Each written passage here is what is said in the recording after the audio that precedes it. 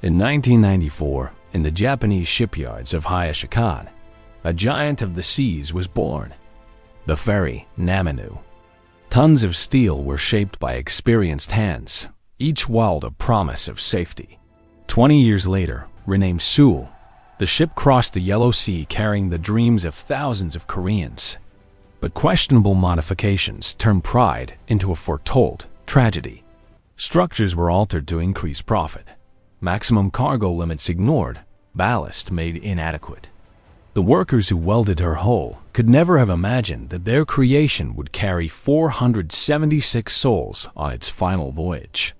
The white and blue ferry, once a symbol of connection between islands, would become synonymous with unimaginable pain. An entire nation still mourns.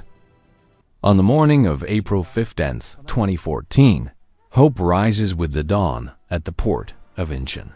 325 students from Danwon High School board the ship smiling, their blue uniforms contrasting with the gray sky. It is a school trip, a dream excursion to Jeju Island. Parents wave from the pier, cameras capturing innocent smiles. The last time they will see their children alive.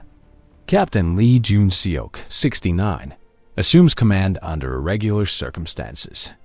At 9 p.m., the SEWOL departs majestically, its lights shining against the darkness. In their cabins, teenagers take selfies, share snacks, and plan adventures. No one imagines that in less than 12 hours, that white ferry would become a floating coffin.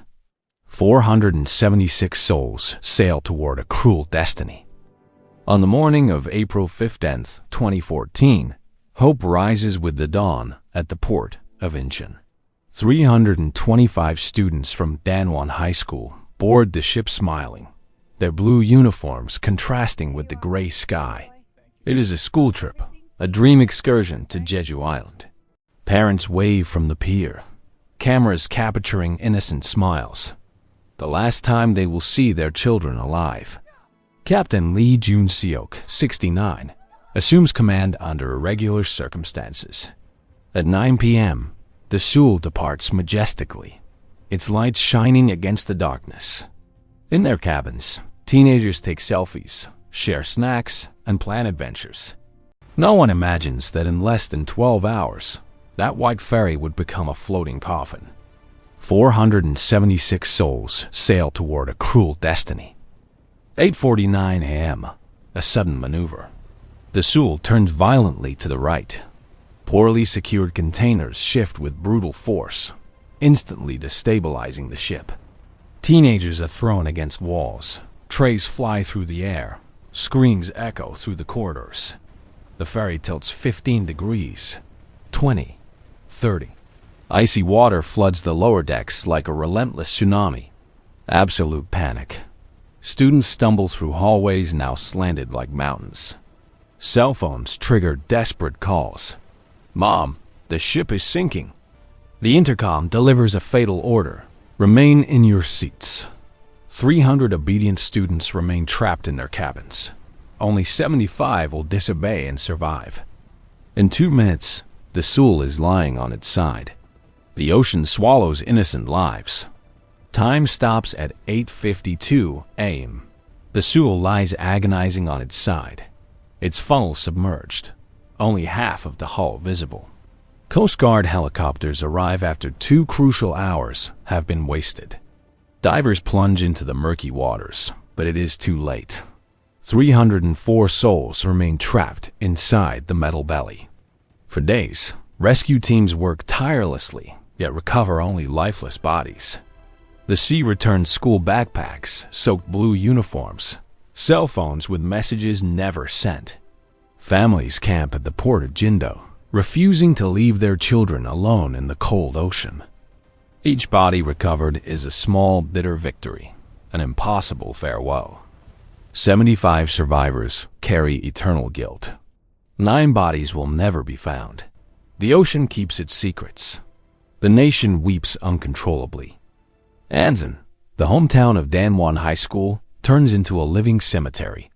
250 devastated families wait for news that will never bring relief. Mothers sleep clutching school uniforms.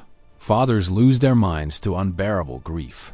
Classrooms remain empty, desks untouched like silent sanctuaries. The memorial park grows daily with flowers, toys, and letters never read. Son, why did you obey? Why didn't you run? Eternal laments echo through the streets. Some families will never receive bodies to bury. 9 students remain at the bottom of the sea. Suicides rise among survivors tormented by guilt. The school's vice principal hangs himself, unable to bear the moral responsibility. The pain does not fade. It multiplies, spreads, and infects generations. Anzin will never be the same. The sorrow is permanent, suffocating, infinite. South Korea comes to a complete standstill. Television stations broadcast uninterrupted coverage for weeks. Headlines scream betrayal, incompetence, systemic corruption. Obedient children died while cowards fled. Titles that set the nation ablaze. Social media erupts in fury. Videos of the final moments circulate globally. The students' last messages breaking hearts around the world. President Park Geun-hye weeps publicly, but empty words bring no consolation. Shocked international media exposed Iran. Falsified inspections, ignored regulations, profit placed above lives. Journalists dig deep, uncovering decades of maritime negligence. The disaster transcends borders, a universal symbol of corporate greed and governmental failure. Each report amplifies the collective outrage. The truth emerges, painful, undeniable, devastating. South Korea erupts in massive demonstrations. Millions fill Gwanghwamun, demanding justice, accountability, and radical systemic change. National flags fly at half-mast for endless weeks. Captain Lee Jun-seok and 15 crew members are arrested, charged with homicide by abandonment. Trials broadcast live reveal shocking cowardice. The crew fled first, leaving 300 students waiting for a rescue that never came. The sentence: life imprisonment for the captain, decades behind bars for his accomplices. The president of Chonghaejin Marine Company commits suicide before arrest. The government collapses under public pressure. President Park is eventually impeached over corruption-related charges. Maritime laws are completely rewritten. Ministers are dismissed. Regulatory agencies are dissolved. The nation demands blood, justice, transformation. Nothing will return to normal. Everything has changed forever. At the bottom of the Yellow Sea, 40 meters beneath the surface, the SEWOL rests in sepulchral silence. For 3 years, the white hull becomes an underwater tomb. Forensic divers explore the flooded compartments, documenting horror frozen in time. Corrosion advances relentlessly. Rust devours metal structures, algae colonize surfaces, marine life invades empty cabins. In 2017, a titanic $110 million operation raises the ship from the ocean floor. Colossal cranes lift 300 tons of sorrow. Forensic analysis reveals fatal illegal modifications.